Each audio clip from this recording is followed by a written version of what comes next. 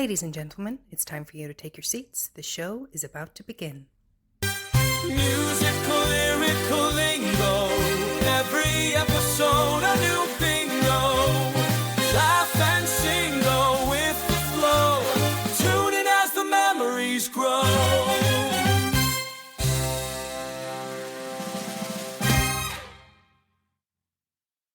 Hello and welcome to Musical Lyrical Lingo. We're your hosts, Tim And LJ today, and every week we will be discussing musicals, but specifically what they taught us.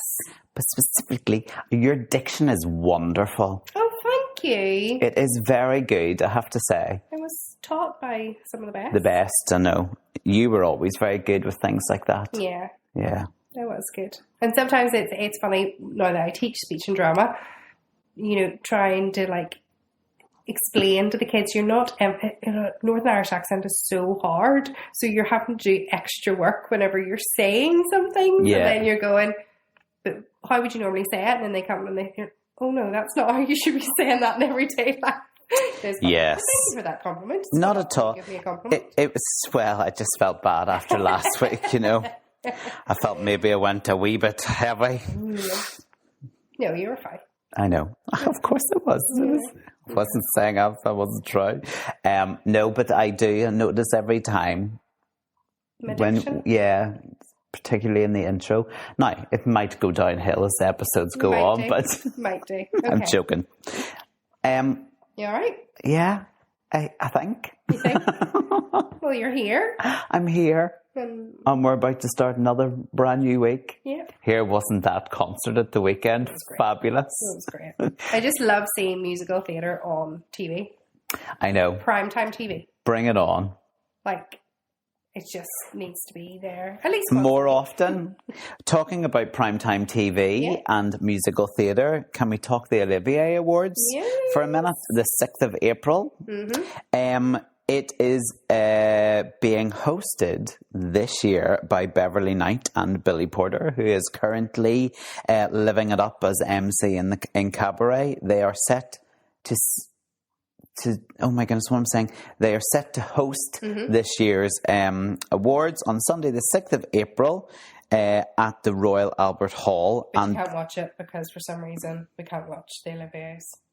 Is it not going to be on the TV? No. It's always on, now it's on later. It's not. Yeah, but it'll still be on the TV. Yeah, it's so weird. They do it, obviously it's on. Yeah. And then, an hour later. Yeah.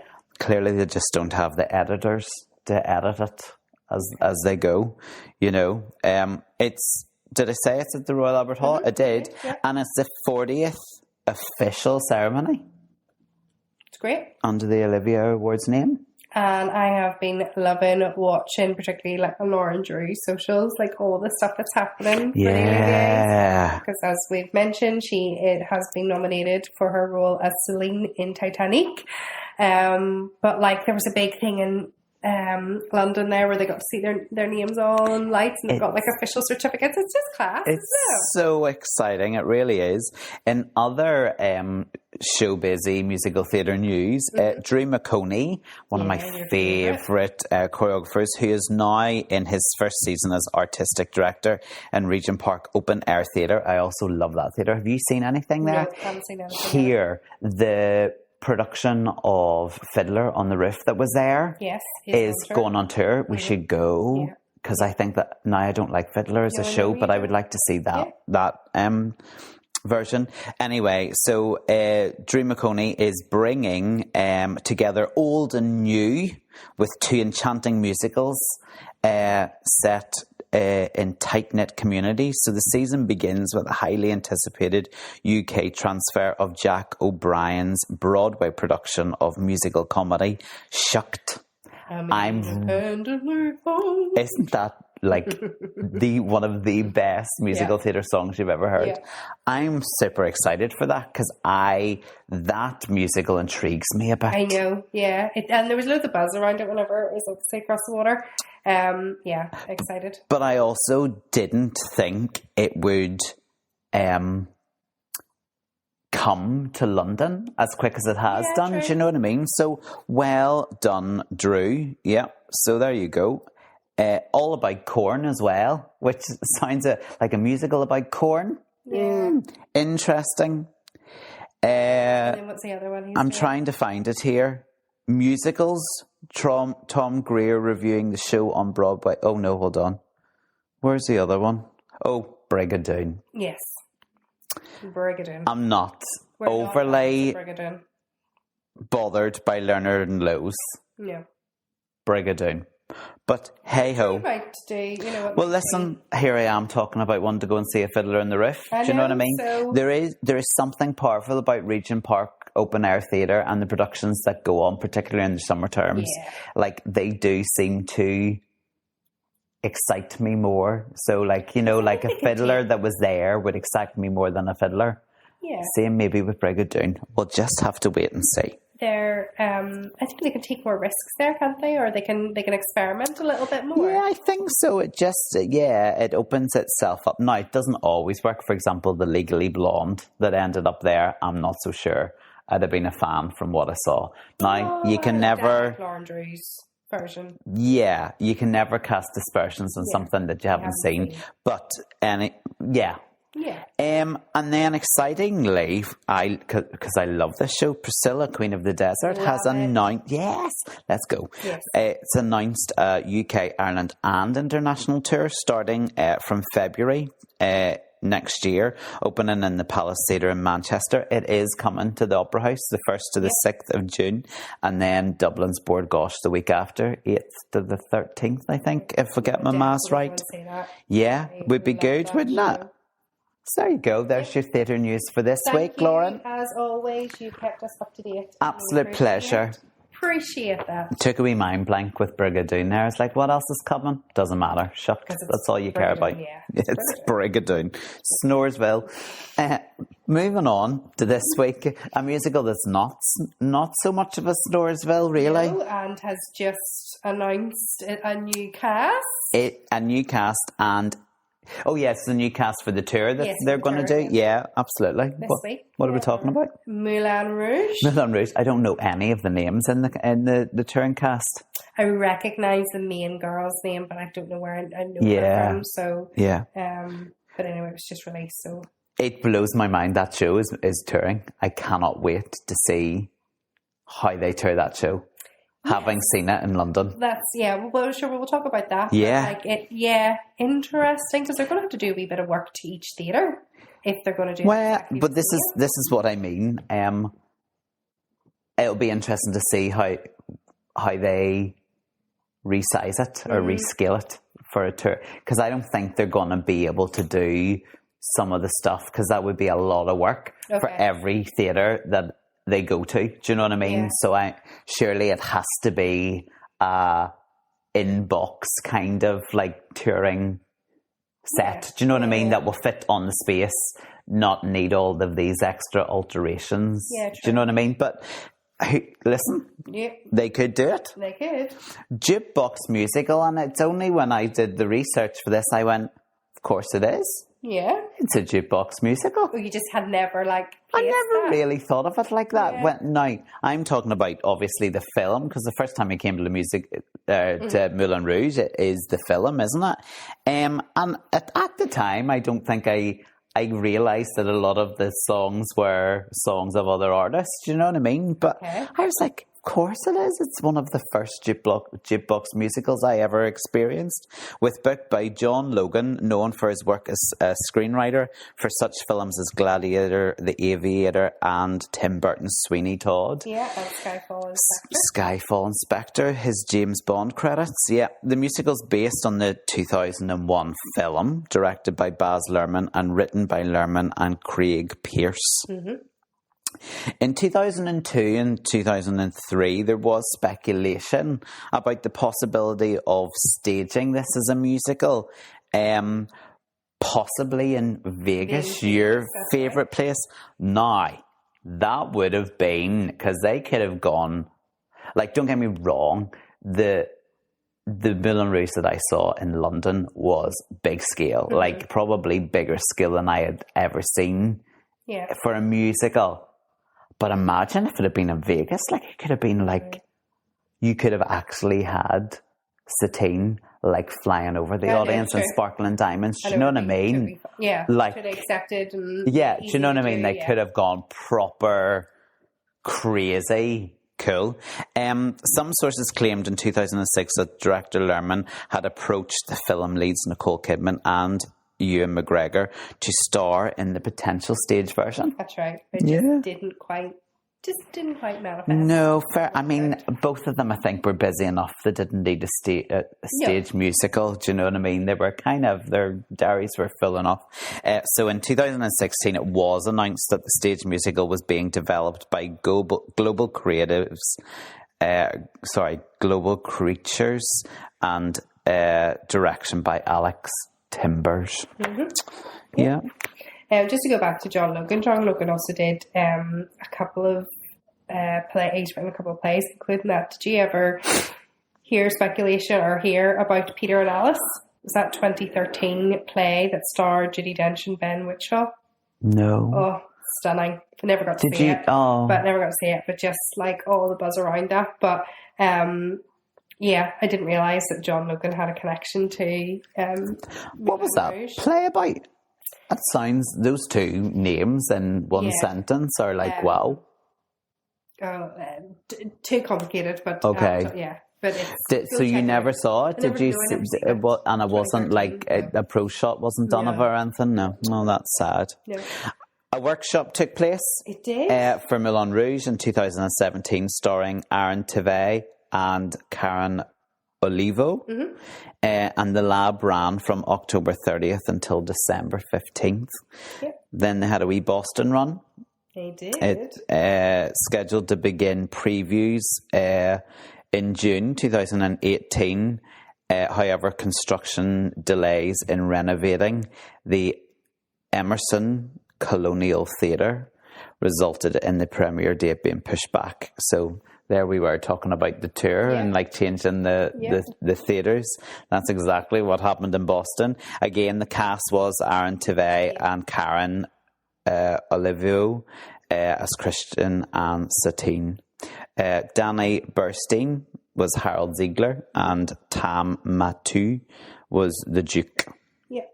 Choreographer was Sonia Teya, a New York City-based choreographer who had been known at the time mostly for her work in choreographing, shows and tours for big music artists, the likes of Madonna, Florence and the Machines, and Miley Cyrus. So it certainly works for the music.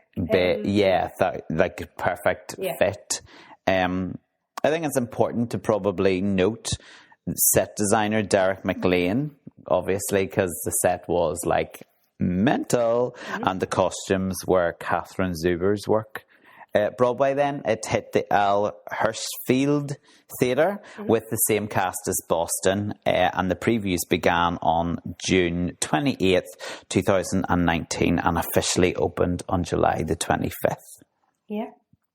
It's been everywhere. Australia had their first Australian production in 2021, and then it officially opened in the West End Piccadilly Theatre on January 20th, 2022. And as but mentioned, a world tour is beginning in the UK and Ireland April this year. Yep. Really soon. Really soon, yeah. And there is a big buzz around the... Big time, because I don't think I'm alone in thinking that's not a show that I ever expected would tour. Yeah. Do you know what I mean? Like...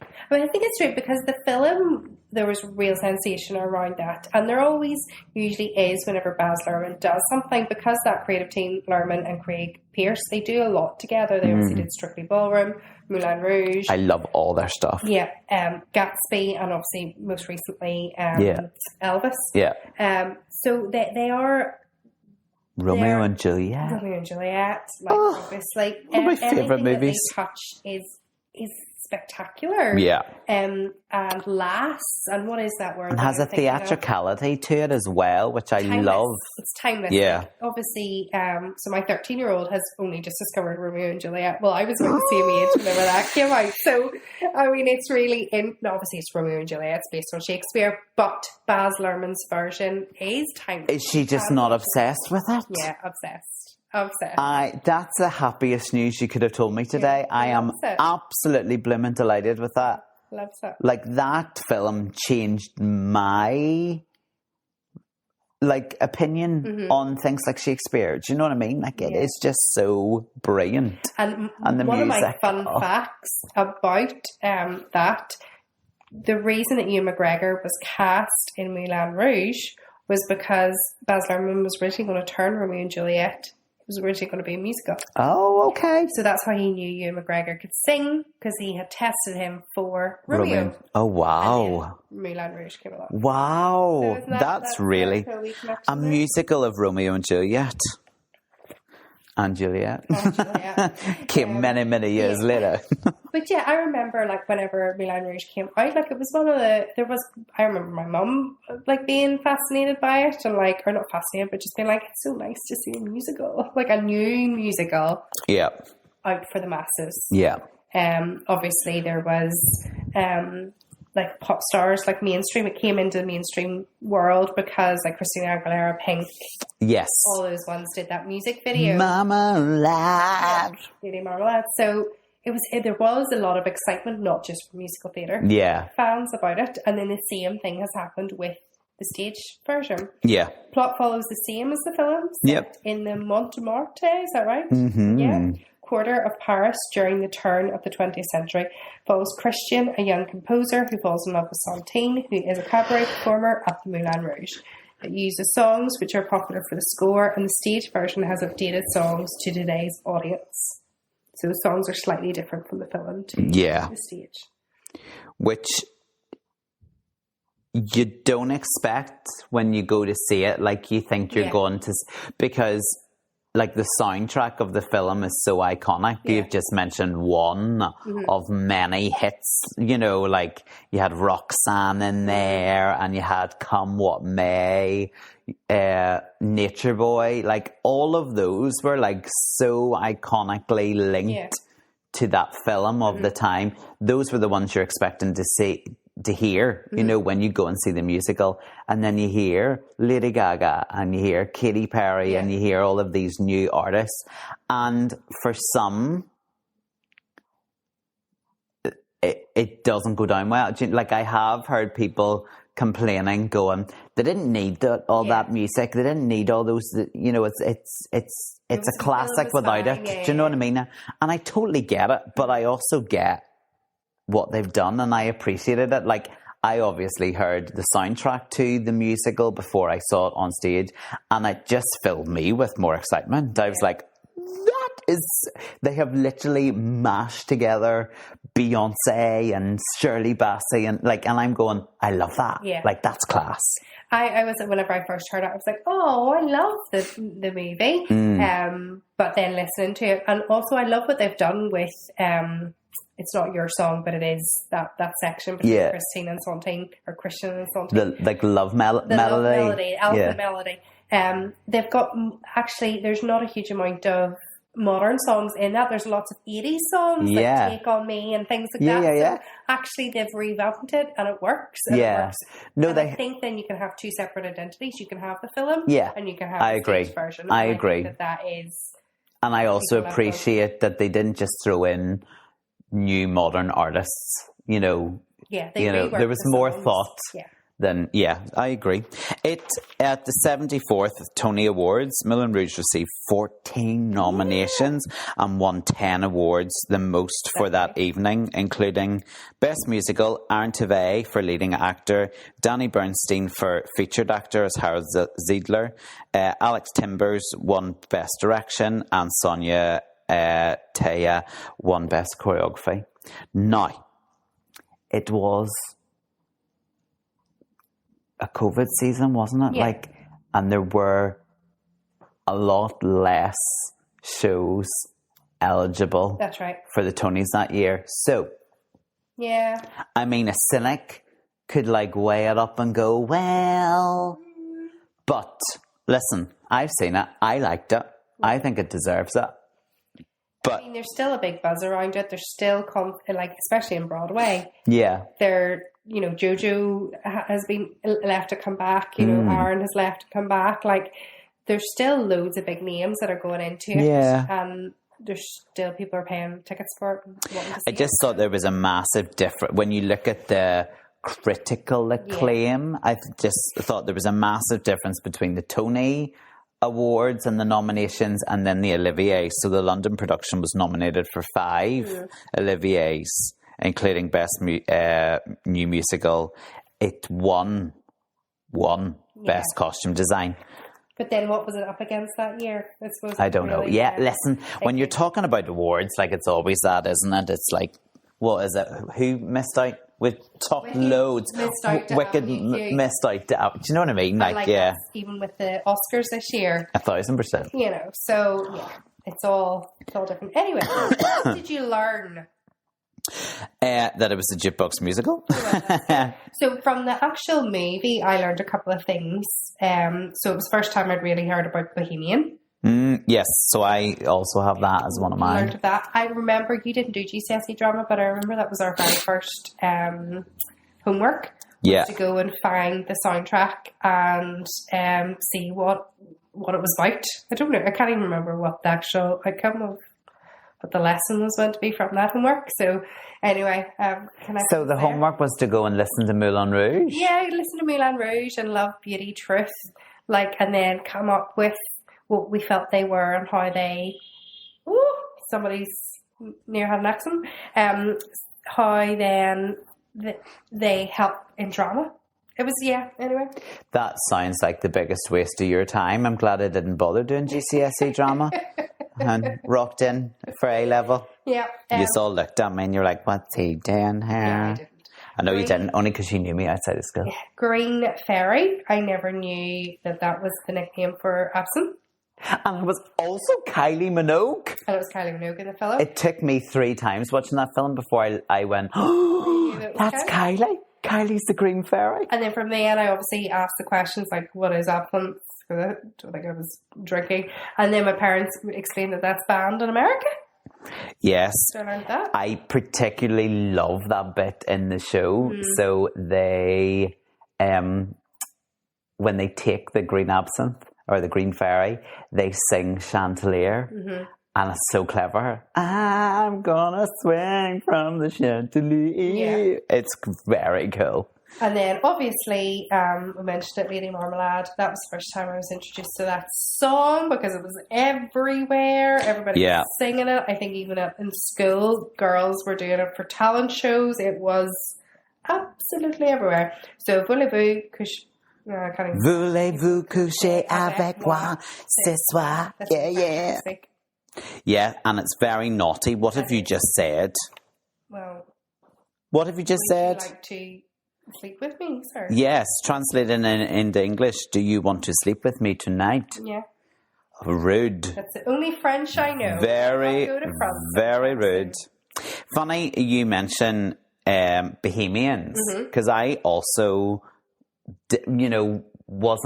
it's almost like a word you had heard before, but you didn't really know what it meant. And obviously a huge part of the storyline is about those Bohemians, because Christian, a writer, joins a group of Bohemians. Do you know what I mean? So Bohemians, those non-conformist, socially unconventional people, especially ones involved in the arts. Yeah. And it's so class, being in and out of the arts. You meet Bohemians even today, all the time, and they're very exciting people. At the beginning of Sparkling Diamonds, Harold Ziedler announces that, ladies, gentlemen, Bohemians and artists, coquettes and boulevardiers, may I present you Sparkling Diamond? Yeah. And there were a few of those other, coquette, Cuquette, a flirtatious woman, a woman who likes to attract attention by behaving as if she is sexually interested in people in a pleasant but not serious way. Yeah, a woman who flirts with men to get their attention but doesn't have serious feelings for them. There you go. Boulevardiers are wealthy, fashionable socialites. Also, it's a cocktail. This is the one that excited me. Well, you are the cocktail queen. So you take over from me because you will know much more about the cocktail than I do. Well, I learned a bit about it, but just it's a cocktail which has base of whiskey and then sweet vermouth and then it's Campari. Yeah. Campari is stinking. Like, I agree. No, everybody hates Campari. It is stinking. It is like a Negroni. Okay. So if people drink them, it was quite popular a couple of years back, Negronis. But Negroni has gin and this has whiskey. Okay. So, but yes, this was a popular cocktail of the time. Yeah, originated in late 1920s Paris. That's what I was going to say. Would have been drank by the people that were going to Moulin Rouge. Yeah. And in that Montmartre district. And it is known for being a bohemian artistic atmosphere. So yeah, it's kind of cool that was mentioned. And then, is the Moulin Rouge in Paris still going? Because I know a number of years ago there was like there was concern that it was going to shut down, like it wasn't getting the footfall, like it was a failing business. Like I think my parents went to it, but that was maybe a number of years ago. But yeah, maybe, I don't know, maybe with the surge of the musical, wouldn't that be wonderful though? What a marvellous story. Whilst we're on Sparkling Diamonds, because that's where that introduction came from, obviously it's the number that introduces the audience to Satine, isn't it? Satine? Yeah. First. Satine. She sings Gloss on My Lips, in the musical version, gloss on my lips, man on my hips, tighter than my Darion jeans. Yep. So obviously that's a Beyoncé, all the single ladies is thrown in there. In Sparkling Diamonds, it mixes Diamonds Are Forever, Diamonds Are a Girl's Best Friend, Material Girl, Madonna's Material Girl, and Single Ladies Put a Ring on It.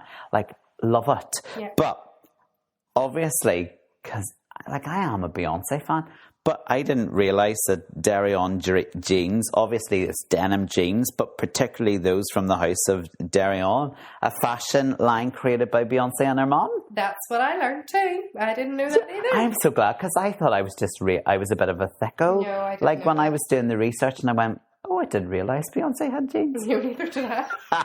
Love it. Neither did I. Good. Well, I'm glad we're not on our own then. Yeah. The Lady Marmalade, which we've talked about, but I didn't realise that Creole Lady Marmalade is actually about prostitutes in New Orleans.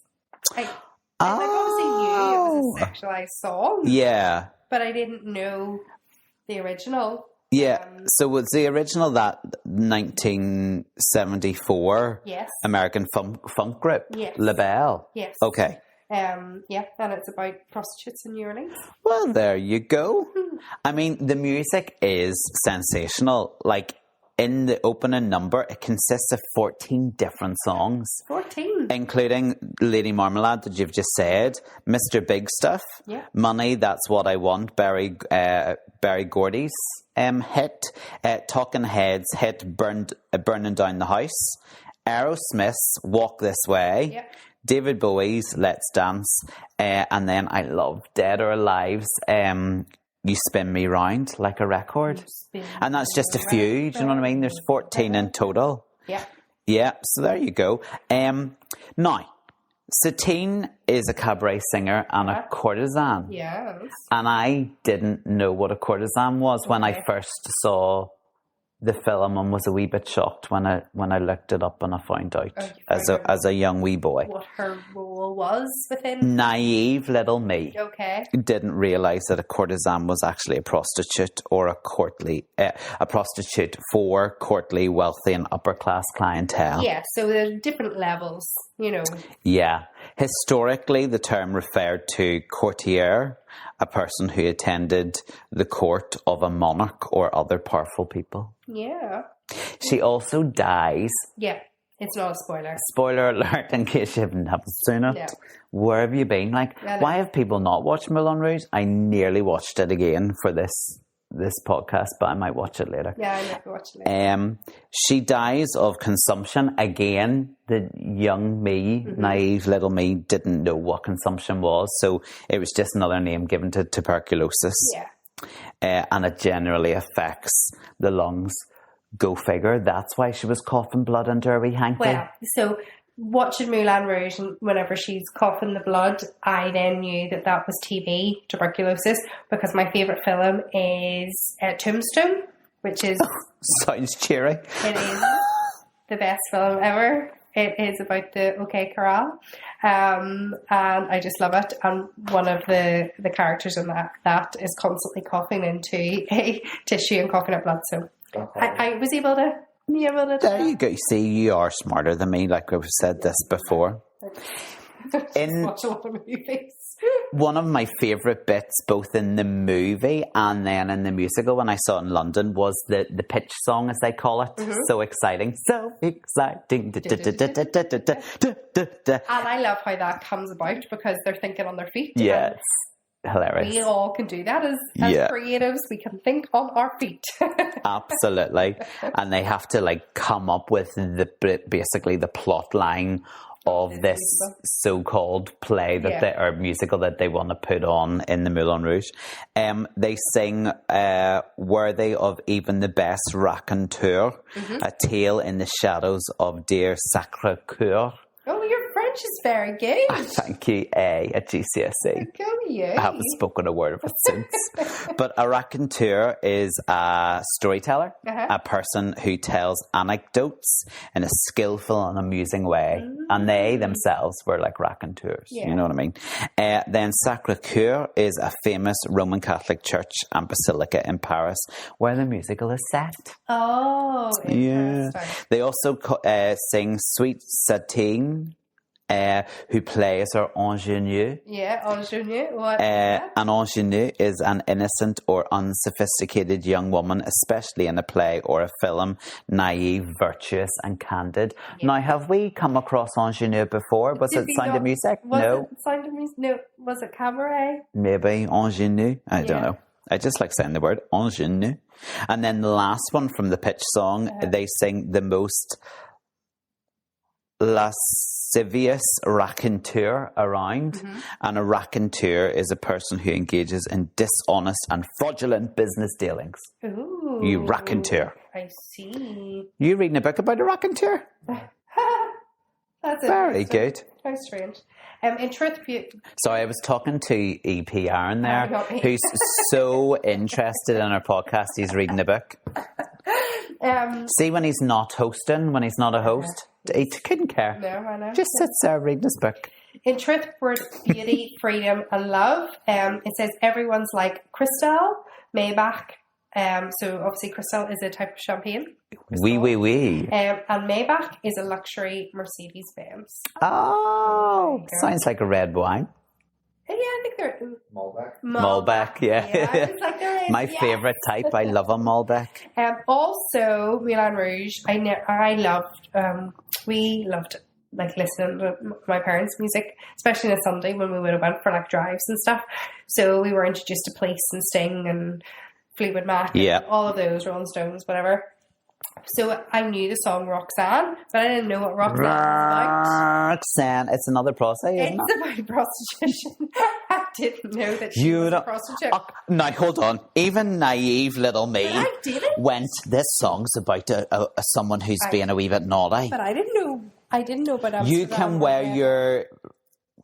I have to sing it to get the lyrics. Roxanne, you don't have to wear your dress tonight. Walk the streets for money. He don't care if it's wrong or if it's right. Roxanne. Like, did you not know? Like, even from those lyrics? The red light bit. I didn't know what the red light was in Amsterdam.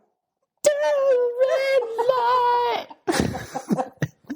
You could be so many impersonators. Cher. I like love that song. I know, I love that song. And one of my best mates, Adam, would be absolutely disgusted in me. I didn't realise Roxanne was a Sting song when I saw it in Moulin Rouge. It's only later in life I went, oh, here, that's that song from Moulin Rouge. Right, he's a big Sting fan. Right, okay. But like he would be disgusted. Yeah. But I didn't. I knew it was. You knew. You just didn't know it was about a prostitute. I didn't know about red light. Taking her just to the red light district. Well, no, it's not somewhere that we would go, is it? Yeah, no, let's be honest. I was frequent. We were too busy tap dancing a dream. to worry about things like CD red. No, that's awful. No, let's not shame. Like, people do what they do. Yeah.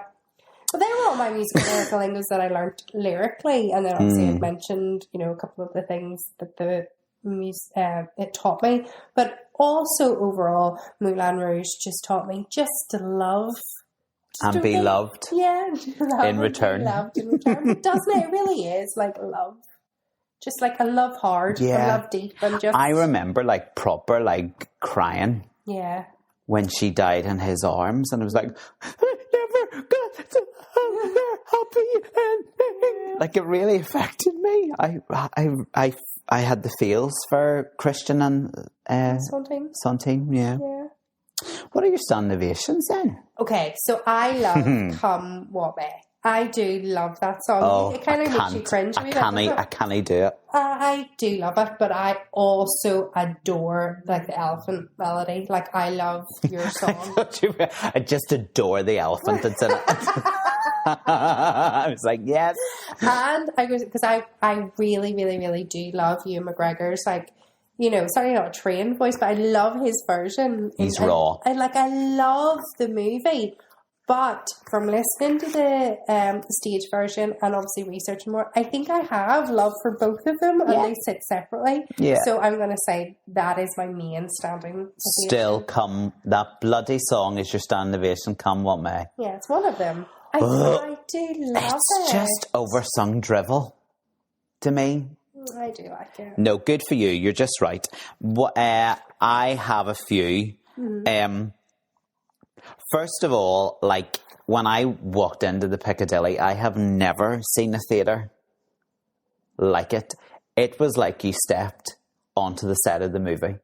Yeah. They had the elephants coming from the boxes. They had the staging, which was almost, you know, like one of those books that, you know, those flip-up books that you open up and there's like different layers to it, like an onion. You could have peeled like layers off and there was still so much to see. Do you know what I mean? Yeah.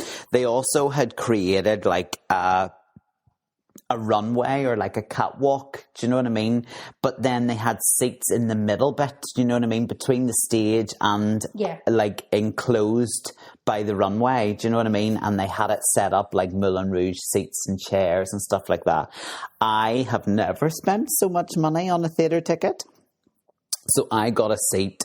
Now, it was a theatre seat, but it was right at the front. So it wasn't one of those seats enclosed, because that would have been too much for me. I think I would have been overcut, and also I wouldn't have liked the idea of when the actors or the dancers came out onto the wee runway bit, that they would have been behind me. Do you know what I mean? So I was in the front row of the theatre, so the runway, I was right beside right in front of the runway.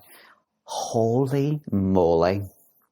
Now, I saw more frilly knickers than I would care to and they all had them on. See again. And they all had them on, unlike you when you did the can and you forgot to wear... You forgot to wear your frilly knickers. Did you forget you were wearing the on too? Did you get to see a little friend? I did get to see... I saw Adam Gillen, who was the understudy for Christian, and he was amazing. Like, amazing. Absolutely brilliant. I need to have the whole the whole show was amazing. So, but the setup of the theatre was just class, and then how they used the space. You know, they used all those things like the catwalk, and they also had a really clever pre-show. Okay. Where the Moulin Rouge dancers just roamed the space. Well, that's nice. And it was like kind of getting you so class. It was like you'd walked into the Moulin Rouge in Paris. Like, it was just so incredible. And then they open a number. Welcome to the Moulin Rouge was like, wow, wow, wow. Like, talk about opening with a bang. Yeah. It did. It opened with a bang. It closed with a bang. The more encore was class too. Some of the best curtain calls I've ever seen choreographed. And then I've mentioned it. I love Roxanne. I love that section. Yeah. And I love the choreography in Backstage Romance. That was really cleverly put into the musical, and it consisted of Bad Romance, obviously, by Lady Gaga. Tainted Love, Seven Nation Army, The White Stripes, Toxic from Britney Spears, and Sweet Dreams Are Made of This from the Eurythmics. But like, the choreography was just insane. Yeah, it's a real spectacle, isn't it? That's exactly it. And it was a spectacle from start to finish, to the extent that I don't know if I ever want to see it again. Okay, right. You know, have you ever experienced theatre where you've gone and you've seen something and you're like... And you're satisfied. So satisfied in that you're happy for that to be your everlasting memory of it. Perfect. Does that make sense? Yeah. Now, was it the most deep and meaningful piece of theatre I've ever seen? No. But did I walk away going, wow, what a night in the theatre? Was I entertained? Yes. And worth it. Worth it. I mean... I know. It was a lot of money. I know. But do you know what? I am happy with my decision that I paid the money I paid for the seat that I got. And that's where I wanted to see the show. Yeah. And having sat there, I experienced everything about that show, including the spit and the frilly knickers. I'm okay with that. Yeah. I don't think I would ever want to... I certainly don't think I'll ever go back and see it in London. Would I go and see the UK tour? Maybe. Just out of curiosity to see how they... Yeah, they do it. How they scale it. Yeah. Because it was the scale was so huge and so massive in London. Yeah. Interesting. Yeah. Interesting. Yeah. No, I love it. I think you should all, as in like just listen to the soundtrack, but I think you should all give it a go, listen to it, especially if you're a fan of the movie. Yeah. Because I think you'll find, I love the mashup here. And they haven't really done anything new to the storyline, so...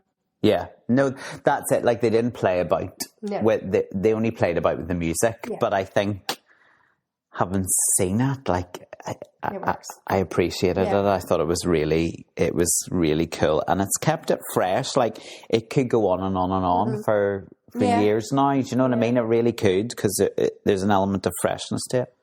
That's cool. Yeah. I enjoyed that. That was fun. But yeah, no, we'll have to get Adam on. He was sensational. Really brilliant. And seeing someone from here in a show like that, playing a role like that, it was like, wow, good for you. It was amazing.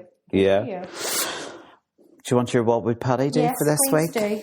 You'll have to do some for me. I know. Never feel like you're doing them all. But... So, what would Paddy do? Be swept away in a backstage romance like the Moulin Rouge, the musical, or tap your way through the dazzling choreography of Anything Goes? Anything Goes. Tap. There you go. 100%. Just like that. Are you kidding? I know. Just give us a Hoover show. Yeah, absolutely. Nothing's ever going to beat that. No, definitely not. Yeah.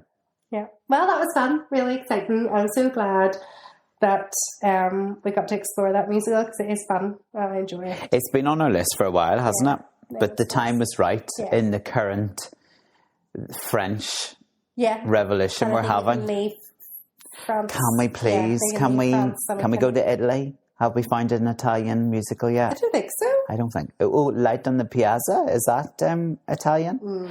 I would need to listen to that. I don't think I've ever listened. Okay. It's a musical I've never listened to. Oh my goodness. What?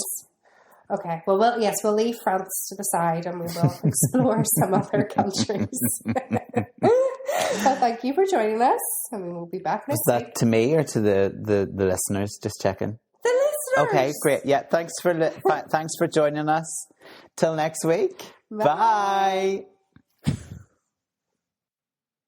Tune in as the memories grow.